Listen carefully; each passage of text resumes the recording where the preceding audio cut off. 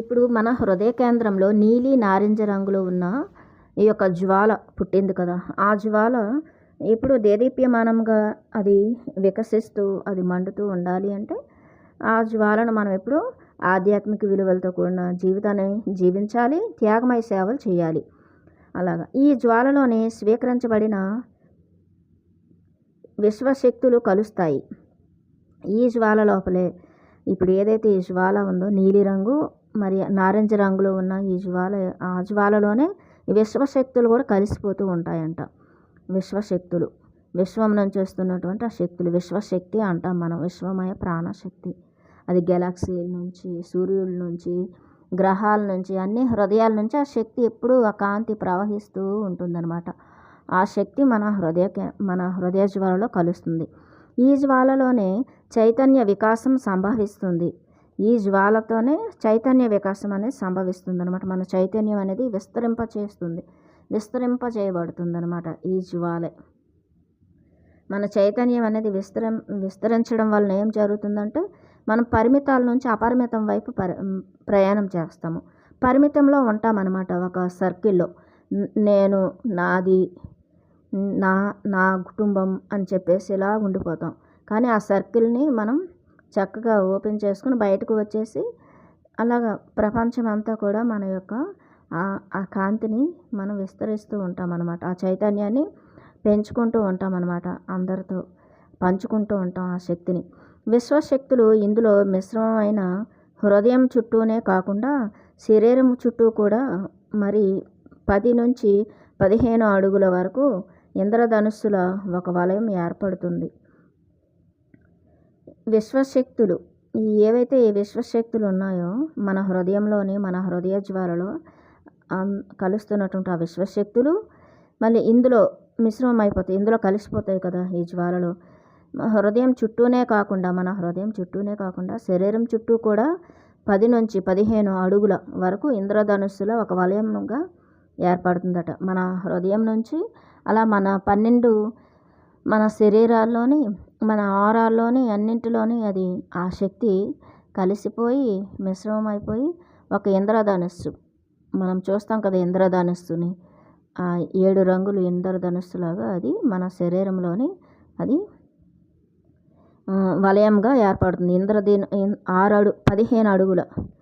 15 అడుగుల దూరం వరకు మన శరీరం నుంచి 15 అడుగుల దూరం వరకు మన చుట్టూ ఒక ఇంద్రధనుస్సు వలయంలాగా ఉంటుందట ఈ శక్తి. ఈ విశ్వశక్తుల నుంచి వచ్చినటువంటి ఆ శక్తి మన హృదయంలో ఉన్నటువంటి నీలి నారింజ రంగులో ఉన్న ఆ జ్వాలలతో కలిసిపోయి ఇది ఒక ఇంద్రధనుస్సులాగా మన శరీరం 15 అడుగులు దూరం వరకు ఇది ఒక వలయాకారంలో ఉంటుందట. ఈ శక్తి వలయమే మానవులకు స్వస్థత చేకూరుస్తూ ఉన్నత స్థితికి చేరుస్తూ రూపాంతరం చెందిస్తూ జ్ఞానాన్ని ప్రసాదిస్తుంది. ఏదైతే ఈ వలయం ఉంది కదా, ఈ ఇంద్రధనుస్సుల ఆకారంలో ఉండే ఈ వలయం ఏం చేస్తుంది అంటే ఈ శక్తి వలయమే మనుషులకు స్వస్థత చేకూరుస్తూ ఉంటుంది. మనలో అంటే హీలింగ్ చేస్తుంది. హీలింగ్ పవర్స్ ఉంటాయన్నమాట. స్వస్థత అనారోగ్యాల నుంచి, మానసిక బాధల నుంచి, ఎమోషనల్ ఇంబ్యాలెన్సెస్ నుంచి, అన్నింటి నుంచి కూడా మనల్ని స్వస్థత చేకూరుస్తూ ఉంటుందన్నమాట. ఎమోషనల్ ఇంబ్యాలెన్స్ అంటే ఏంటి? ఎమోషనల్గా కోపాలకి క్రోధం, కోపం, ద్వేషం, ఈర్ష్య, అసూయ, భయాలు ఇలాంటివన్నీ ఉంటాయి కదా. పిరికితనం, ఇంకా దాచుకోవడం, ఇట్లాంటివన్నీ ఏమైనా మన లోపల అలాంటి లోపాలు ఉంటే కనుక దాన్ని కూడా శుద్ధి చేస్తుంది అనమాట. ఎమోషనల్గా మనల్ని మంచి ప్రేమ, షరతులు లేని ప్రేమ, కరుణ, దయ, జాలి, సహనం, ఓర్పు ఇట్లాంటి మంచి అంటే సుగుణాలు, దైవీ గుణాలను పెంచుతుంది అనమాట. ఒక దైవం మనమే కదా. దైవం ఆత్మే పరబ్రహ్మ అన్నప్పుడు మనం ఆత్మను మనమే కదా భగవంతుడు. మరి భగవంతుని యొక్క గుణాలు ఎలా ఉంటాయి, భగవంతుని యొక్క శక్తులు ఎలా ఉంటాయి, అలా ఉంటామన్నమాట. ఉన్నత స్థితికి చేరుస్తూ మనల్ని స్వస్థత చేకూరుస్తూ ఇంకా ఉన్నత స్థితికి చేరుస్తూ ఆధ్యాత్మిక ఉన్నత స్థితులకు చేరుస్తూ రూపాంతరం చెందిస్తూ అంటే ఆధ్యాత్మిక ఉన్న స్థితికి మనం ఎదగాలంటే మన లోపల ఏవైతే ఉన్నాయో ఇవన్నీ ట్రాన్స్మ్యూట్ అవుతుంటాయి అన్నమాట. ఇవన్నీ ట్రాన్స్మ్యూట్ చేస్తుంది ఈ శక్తి మన లోపల. అంటే రూపాంతరీకరణ చేస్తుంది, మారుస్తుంది ఆ శక్తిని. మన లోపల ఏదైనా ఒక సపోజ్ కోపం ఉందనుకోండి, కోపాన్ని శాంతిగా మార్చేస్తుంది. భయం ఉందనుకోండి, భయం ఎప్పుడు ఉంటుంది? ప్రేమ లేనప్పుడు. కండిషన్లతో కూడిన ప్రేమ ఉంటే భయాలే ఉంటాయి. అన్కండిషనల్ లవ్, షరతులు లేని ప్రేమతో మనం ఉంటే అప్పుడు ఆ భయాన్ని షరతులు లేని ప్రేమగా మార్చేస్తుంది అనమాట ఈ శక్తి. క్రోధం ఉందనుకోండి, ఆ క్రోధాన్ని కూడాను చక్కగా ప్రశాంత చిత్తంతో మారుస్తుంది. మన యొక్క సబ్కాన్షియస్ మైండ్ ఉండే సంస్కారాలు ఉంటాయి, గత జన్మ సంస్కారాలు. ఏదో ఒకటి చేయాలనిపిస్తుంది, ఎవరినో హింసించాలనిపిస్తుంది, జంతువులను చంపాలనిపించవచ్చు, ఏవైనా గత జన్మల్లో ఎన్ని జన్మల్లో ఏది చేసామో అదంతా అక్కడ ఉంటుంది కదా, అదంతా హీల్ చేస్తుంది అనమాట సబ్కాన్షియస్ మైండ్ అంతా కూడా. ఆ సంస్కారాలన్నీ మారుస్తూ ఉంటుంది. దుసంస్కారాలు, కుసంస్కారాలు, దుర్గుణాలు వీటన్నింటినీ అది రూపాంతరీకరణ చెందిస్తూ ఉంటుంది, ట్రాన్స్మ్యూట్ చేస్తుంది అనమాట. మంచి శక్తిగా, కాంతిగా మారుస్తుంది. మన లోపల ఉన్న నెగిటివిటీని అంతా కాంతి శక్తిగా మారుస్తుంది అనమాట ఈ యొక్క ఇంద్రధనస్సు ఆకారం నుండి ఆ వలయం.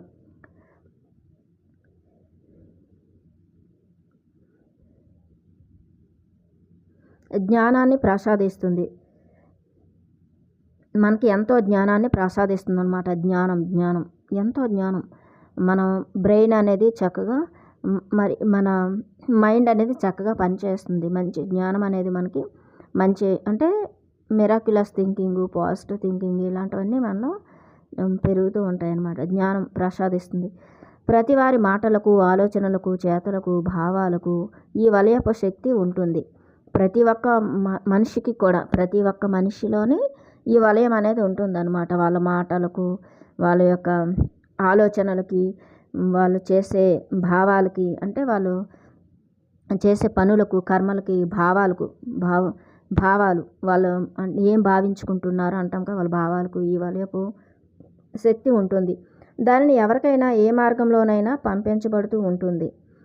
ఈ శక్తి అనేది ఎవరికైనా కానీ ఏ మార్గంలోనైనా పంపించబడుతూ ఉంటుంది. ఈ హృదయ శక్తి విశ్వ సంఘటనలను తెలుసుకుంటూ ఉంటుంది. ఈ హృదయ శక్తి అనేది విశ్వంలో జరుగుతున్నటువంటి అన్ని సంఘటనలు కూడా ఇది డౌన్లోడ్ చేసుకోగలుగుతుంది అనమాట, గ్రహించగలుగుతుంది. ఇప్పుడు చాలామంది మరి ఎలా మాట్లాడగలుగుతున్నారు, ఇప్పుడు ఛానలింగ్ చేయగలుగుతున్నారు అంటే వాళ్ళ హృదయం అనేది అంత అద్భుతంగా ఉందన్నమాట. కాబట్టి వాళ్ళు ఛానలింగ్ చేయగలుగుతున్నారు. ఎంత జ్ఞానం మరి ఎలా రచించారు మరి టార్కోమ్ సెరేడారియన్, ఆయన ఒక స్పిరిచువల్ సైంటిస్ట్. మరి ఆయన ఎంత జ్ఞానాన్ని, ఎంత అద్భుతంగా, ఒక హృదయం గురించి ఎంత సముద్రం అంత జ్ఞానం ఉంది హృదయంతో. హృదయం అనేది అసలు విచ్చుకోకపోతే, హృదయం అనేది యాక్టివేషన్లో లేకపోతే, హృదయమే పని చేయకపోతే ఆత్మను కూడా మనం తెలుసుకోలేము, అంతే కదా. మరి హృదయమే పని చేయకపోతే మనం ఎలా ఇవన్నీ చేయగలుగుతాం, కరెంట్తో ఎలా ఉండగలుగుతాం? ఇదంతా ఎంత జ్ఞానాన్ని చూడండి ఇచ్చారు. మరి ఆయనకి ఎలా వచ్చింది, ఎలా ఎంత జ్ఞానాన్ని టార్కోమ్స్ మనకి ఇవ్వగలిగారంటే ఆయన హృదయం అంతా వికసించి ఉంది. ఈ హృదయ శక్తి విశ్వ సంఘటనలను కూడా తెలుసుకుంటూ ఉంటుంది. ఈ జ్వాల ఎగిసే కొద్దీ స్వచ్ఛమైన వర్ణాలు వృద్ధి చెందుతాయి. ఈ జ్వాల ఎంత దేదీప్యమానంగా ఇంకా ఇంకా ఇంకా ఆ జ్వాల మండుతూ ఉంటే, అది ఎగిసిపడుతూ ఉంటే, ఎగిసిపడే కొద్దీ ఇప్పుడు చూడండి, మనం ఒక చిన్న మంట వేస్తాం, ఒక హోమాలు చేస్తాం కదా, హోమం. ఆ హోమంలో కొంచెం పుల్లలు వేస్తూ ఉంటే కొంచెం ఒక లెవెల్లో ఉంటుంది ఆ మంట. దాంట్లో కొంచెం నెయ్యి వేయండి, ఇంకా ఎక్కువ అన్నీ వేస్తూ ఉంటే ఇంకా పైకి అగ్ని అనేది వెళ్తూ ఉంటుంది. ఇంకా ఎక్కువ కట్టెలు పెద్ద వేస్తున్న కొద్దీ ఆ మంటలు, ఆ జ్వాలలు అనేవి పైకి ఎగిసిపడుతూ ఉంటాయి అన్నమాట. అలాగే మన హృదయంలో ఉన్నటువంటి ఈ జ్వాల ఎంత ఎగిసిపడే కొద్దీ, అది ఎంత ఎగిసిపడే కొద్దీ మరి స్వచ్ఛమైన వర్ణాలు వృద్ధి చెందుతాయంట. ఎన్నో రంగులు అనేవి మన యొక్క ఆ ఇంద్రధనుస్సు ఆకారంలోనే ఎన్నో రంగులు, ఇంకా కొత్త రంగులు మరి పుడుతూ ఉంటాయన్నమాట. వర్ణాలు మనం 7 రంగులే అంటాం, కానీ చాలా ఉంటాయి, కొన్ని లక్షల రకాల రంగులు ఉంటాయన్నమాట విశ్వంలో. అలా ఈ జ్వాల ఎగిసే కొద్దీ స్వచ్ఛమైన వర్ణాలు వృద్ధి చెందుతాయి. ఈ మొత్తం హృదయ శక్తి వలయం ఆకాశంలో ఉన్న ఆధ్యాత్మిక శక్తితో కలిసిపోయి ఉంటుంది. మొత్తం ఈ హృదయ శక్తి అంతా ఏం చేస్తుంది అంటే ఆకాశంలో ఉన్న ఈ హృదయ శక్తి, ఈ వలయం ఏదైతే ఉందో మన బాడీలో ఉన్న ఈ వలయం, ఈ ఇంద్రధనుస్సు ఆకారంలోని ఈ వలయం అనేది ఆకాశంలో ఉన్న ఆధ్యాత్మిక శక్తితో కలిసిపోయి ఉంటుంది. ఆకాశంలోని ఎంతో ఆధ్యాత్మిక శక్తి అనేది ఉంటుందన్నమాట ఆకాశంలో. అంటే ఆ శూన్యం, ఆకాశం అంటేనే శూన్యం కదా. కాబట్టి అక్కడ ఎంత శక్తి అయితే ఉందో ఆధ్యాత్మిక శక్తి, అంటే ఆ యొక్క సృష్టికర్త మూల చైతన్యం యొక్క హృదయంతో కలిసిపోతుంది అన్నమాట మన వలయం. అది ఆధ్యాత్మిక శక్తితో ఈ వలయం అనేది కలిసిపోయి ఉంటుంది. క్రీస్తు తన స్పర్శ ద్వారా, తన ఆలోచనల ద్వారా ప్రజలకు స్వస్థత చేకూర్చే స్థితిని ఇచ్చే హృదయ వికాసాన్ని పొందాడని అంటారు. మనం జీసస్ క్రైస్ట్కి, మనం కరుణామయుడు అవన్నీ సినిమాలు చూసాం కదా, సినిమాల్లో చూపిస్తుంటారన్నమాట. యేసు ప్రభువుని ఇలాగా కుష్టి వ్యాధి ఉన్న అతను ఇలా టచ్ చేస్తారు, ఆయన కుష్టి వ్యాధి పోతుంది. కళ్ళు లేని వాళ్ళు ఇలా టచ్ చేస్తే కళ్ళు వచ్చేస్తాయి. ఇలాగా చనిపోయిన వాళ్ళని టచ్ చేస్తే బ్రతికేవాళ్ళు. ఇదంతా ఎలా జరిగింది? ఆయన దగ్గర ఇలా హీలింగ్ పవర్సు, ఇంత స్వస్థత అనేది ఆయన దగ్గర ఉంది, స్వస్థత చేకూర్చే శక్తి అనేది ఆయన దగ్గర ఉంది అని చెప్పేవారు. అతను విశ్వహృదయంతో సంబంధం ఏర్పరచుకునే స్థాయికి ఎదిగాడు. మరి ఎప్పుడైతే ఆ మూల చైతన్యంతో, ఆ సృష్టికర్తతో, మరి ఎప్పుడు ఆ హృదయంతో ఎప్పుడైతే అనుసంధానం, ఎప్పుడు నిరంతరం ఆ భగవంతునితో స్నేహం, ఆ భగవంతుడితోనే నిరంతరం మనం కనెక్ట్ అయి ఉంటామో, మరి అక్కడి నుంచే కదా వచ్చాము. కాబట్టి అక్కడి నుంచి ఉన్నప్పుడు మనం అలా కనెక్ట్ అయిపోయి ఉన్నప్పుడు మనకి ఆ శక్తులన్నీ ఆటోమేటిక్గానే ఉంటాయి అని చెప్తున్నారనమాట. అతను విశ్వ హృదయంతో, కాస్మిక్ హార్ట్తో, ఆ హైరార్కీతో సంబంధం ఏర్పరచుకునే స్థాయికి ఎదిగాడు. కాబట్టి ఆయన దగ్గర అన్ని స్వస్థతా శక్తులనే ఉండేవి అని చెప్తున్నారు. ప్రపంచంలోని అందరి హృదయ స్థాయిని బట్టే ప్రపంచ సంఘటనలు, భూమి యొక్క గందరగోళాలు లేదా గొప్ప సమన్వయం కానీ సంస్కృతి కానీ ఆధారపడి ఉంటాయి. ఇప్పుడు ఎంతోమంది ప్రపంచంలో జనాలు ఉన్నారు. వాళ్ళ యొక్క హృదయ స్థాయిని బట్టి, వాళ్ళ హృదయం ఎంత వికసించి ఉంది, కుంచుకుపోయి ఉందా, ముడుచుకుపోయి ఉందా అనే దాన్ని బట్టి వాళ్ళ యొక్క వాళ్ళ జీవితంలో సంఘటనలు, వాళ్ళ జీవితంలోకి వచ్చే మనుషులు, వాళ్ళ జీవితంలోకి వచ్చే గందరగోళాలు, అలాగా అసమతుల్యత, వాళ్ళ జీవితంలోని అన్నీ కూడాను ఈ సంఘర్షణలు, ఇవన్నీ సంస్కృతి కానీ ఆధారపడి ఉంటాయి. వారి హృదయం బట్టే వారి జీవితం అనేది ఉంటుంది అని ఇక్కడ మనం తెలుసుకోవాలి. మన హృదయం ఎంత అద్భుతంగా ఉంటే, ఎంత మన హృదయ జ్వాల అనేది ఎంత చక్కగా దీనిగా ఉండాలి అంటే ఏం చేయాలి? మనం త్యాగమయ ఆధ్యాత్మిక సేవలు చేయాలి. ఇక్కడ ఆధ్యాత్మిక విలువలతో జీవించాలి. జీవహింస చేయకూడదు అని చెప్పారు పత్రిజీ. వదిలేయాలి, ఇంకా అహింసలో జీవించాల్సిందే. కారుణ్యంతో ఉండాలి, ఫస్ట్ మెట్ అది. తర్వాత ప్రకృతిని కాపాడాలి, భూమాతతో అనుసంధానం అవ్వాలి, భూమాత కోసం మనం పనిచేయాలి. ఏది ఎక్కడ జరుగుతున్న హింస అంటే ఎక్కడ ఏది జరుగుతున్నా కానీ రాంగ్ అనేది జరుగుతూ ఉంది అంటే అది ప్రకృతి వినాశనానికి వాళ్ళు పనిచేస్తున్నారు అంటే అక్కడికి వెళ్ళి మనం చెప్పాలి, ఇది ఇలా కాదు, ఇలా చేయాలి అని చెప్పేసి. అలా మనం, అది త్యాగమయ సేవ అంటే. అదంతా కూడా జరగాలి అంటే మన లోపల కూడా అంత అద్భుతంగా మన లోపల ఆ శక్తులు ఉండాలన్నమాట. నిరంతరం ఆ శక్తులు మన లోపల దేదీప్యమానంగా ఉండాలి. కాబట్టి మన సంస్కృతి, సాంప్రదాయాలు ఇవన్నీ కూడా గందరగోళాలు, సంఘర్షణలు, అసమతుల్యత జీవితంలో అలా ఏదైనా ఉంది అంటే వాళ్ళ హృదయం అనేది ఆ స్థితి అంతే అని చెప్పేసి చెప్తున్నారు. సంఘటనలు, మనుషులు, వాళ్ళ మన జీవితంలో ఏదైనా జరుగుతుంది, అలాంటి సంఘటనలు, సంఘర్షణలు ఉన్నాయంటే మన హృదయం అనేది మరి చక్కగా లేదు అని అర్థం. మన హృదయంలో ఆ దైవీ గుణాలు అనేవి మనం యాక్టివేట్ చేసుకోలేదు, అలా జీవించట్లేదు. మనం అటువైపు, చీకటి వైపు వెళ్తే మన జ్వాల ఆరిపోతుంది కదా. వెలుగు వైపు వెళ్తే మన జ్వాల అనేది వెలిగించుకోవచ్చు. ఒక దీపం ఉంది, ఇంకొక దీపాన్ని వెలిగించడానికి పనికి వస్తుంది, అంతే కదా. అంతేకాని ఒక ఒత్తి పెట్టేసి దీపం లేని చోటుకి వెళ్ళి చీకట్లోకి వెళ్తే అది వెలుగుతుందా? వెలగదు.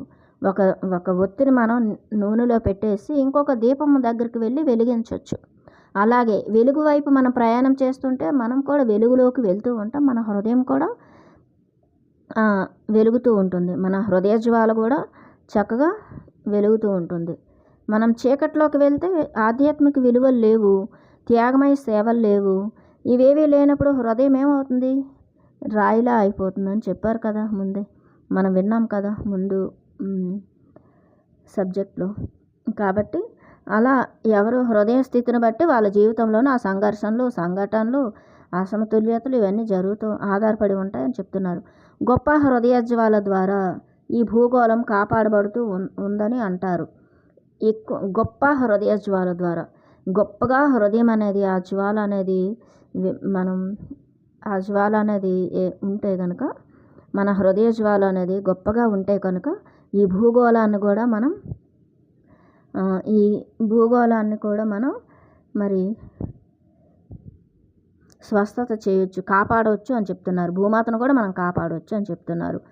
ఈ గొప్ప హృదయం గల వాళ్ళను సమూహంగా ఏర్పరచడమే ఈ గ్రహం యొక్క హైరార్కీ అంటారు. ఈ గొప్ప హృదయాలు ఎవరైతే ఉంటారో వీరంతా కూడా ఒక సమూహంగా ఏర్పడాలి. ఒక గ్రూప్ కాన్షియస్ అంటాం కదా, ఈ గ్రూప్ కాన్షియస్, ఈ గొప్ప హృదయాలందరూ ఒక గ్రూప్గా ఉంటారు కదా, వాళ్ళు పనిచేస్తూ ఉంటారు ఒక మంచి సంకల్పంతో. వాళ్ళ హృదయాలనే హైరార్కీ అంటారు అని చెప్తున్నారనమాట. ఈ గొప్ప హృదయం గల సమూహాలు ఎవరైతే ఏర్పరచడమే ఈ గ్రహం యొక్క హైరార్కీ అంటారు. ఈ భూమాత యొక్క హైరార్కీ అంటే ఏంటంటే, భూమాత యొక్క హృదయంతో కనెక్ట్ అయ్యి విశ్వాత్మ యొక్క సృష్టికర్త మూల చైతన్యం యొక్క హార్ట్, కాస్మిక్ హార్ట్తో కనెక్ట్ అయ్యి ఇంకా వాళ్ళు ఆ యొక్క జ్వాలని వెలిగించుకొని, హృదయ జ్వాలను చక్కగా దేదీప్యమానంగా వెలిగించుకొని ఇవన్నీ చేస్తూ ఉన్నప్పుడు ఇలాంటి వాళ్ళ సమూహాల త్యాగమయ సేవలు, ఆధ్యాత్మిక విలువలతో ఎవరైతే జీవిస్తూ ఉంటారో నిర్భయంగా, నిస్వార్థంగా, ఇలాంటి వాళ్ళు మరి నిర్మోహమాటంగా, నిరాహంకారంగా, నిరాడంబరంగా ఎవరైతే జీవిస్తూ ఉంటారో వాళ్ళందరూ చైతన్యం కలిస్తే ఒక భూమాత యొక్క హైరార్కీ అని చెప్తున్నారు. ఈ భూమండలం యొక్క హైరార్కీ.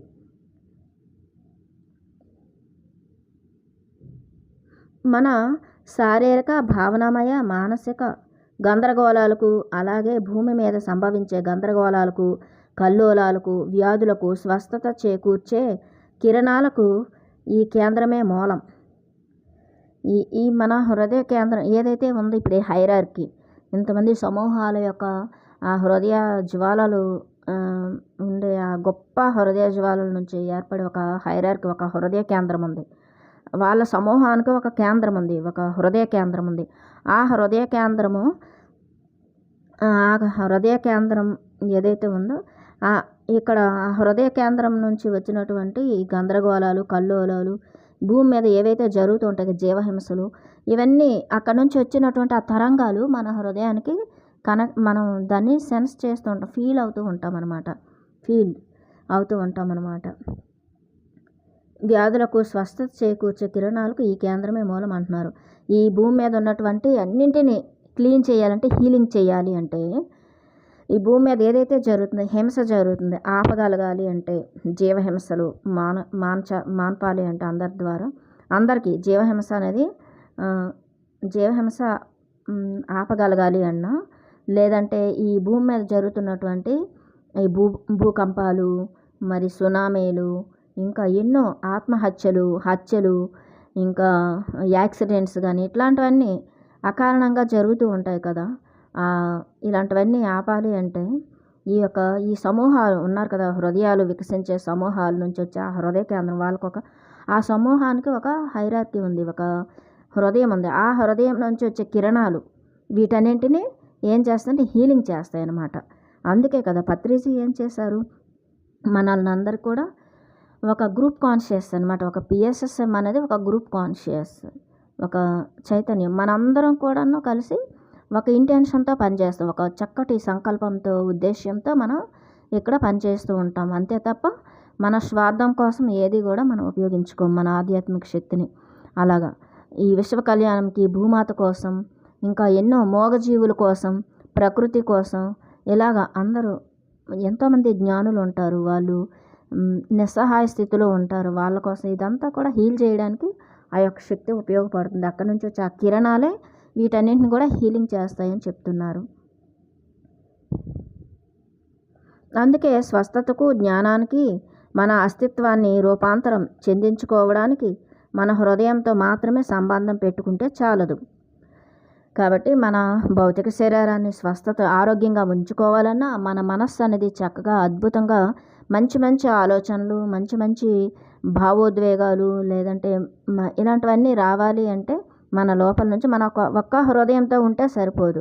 భూమాత యొక్క హృదయంతో కనెక్ట్ అవ్వాలి. ఈ సమూహాలతో ఈ ఆధ్యాత్మిక సమూహాలతో మనం పని చేయాలి. ఈ ఆధ్యాత్మిక సమూహాల్లో మనం ఉండాలి. అందుకే పిరమిడ్ స్పిరిచువల్ సొసైటీలో మనం ఉంటే ఆ యొక్క చైతన్యంతో మనం కనెక్ట్ అయిపోతాం. వాళ్ళ ఆ జ్ఞానం అంతా మన లోపల కూడాను ఇన్స్టాల్ అయిపోద్ది అనమాట. అలాగా మనం వెంటనే ఆ జ్ఞానం అంతా మనకు కూడా మనం కూడా వెంటనే అలాంటి ఆలోచనలు అలాంటి అవగాహన అర్థం చేసుకునే శక్తి అంతా మన లోపల కూడా ఇన్స్టాల్ అయిపోతూ ఉంటుంది, డౌన్లోడ్ అవుతూ ఉంటుంది. మనకి కూడా అలాంటి మంచి మంచి ఆలోచనలు వస్తూ ఉంటాయి అన్నమాట. మంచి మంచి నిర్ణయాలు తీసుకోగలుగుతాం, గొప్ప నిర్ణయాలు తీసుకోగలుగుతాం. నిస్వార్థ సేవ త్యాగంతో జీవించడం అనేది నేర్చుకుంటాం.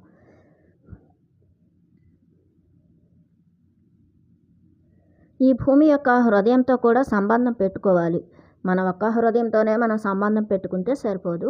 భూమాత యొక్క హృదయంతో, మరి ఆ విశ్వాత్మ యొక్క హృదయంతో, పూర్ణాత్మ యొక్క హృదయంతో, అన్ని హృదయాలతో కూడా మనం సంబంధం పెట్టుకోవాలి. ఈ భూమి మీద ఉన్నటువంటి ఆధ్యాత్మిక సంస్థలు ఏవైతే ఉంటాయో సత్యాన్ని బోధించేవి, మంచివి, ఆధ్యాత్మిక సేవలు చేసే అలాంటి వాటితో కూడా మనం కనెక్ట్ అవ్వడం వల్ల అక్కడి నుంచి ఎంతో జ్ఞానాన్ని, శక్తిని, హీలింగ్ పవర్స్ని మనం ఎన్నో సంపాదించుకుంటూ ఉంటాం అన్నమాట.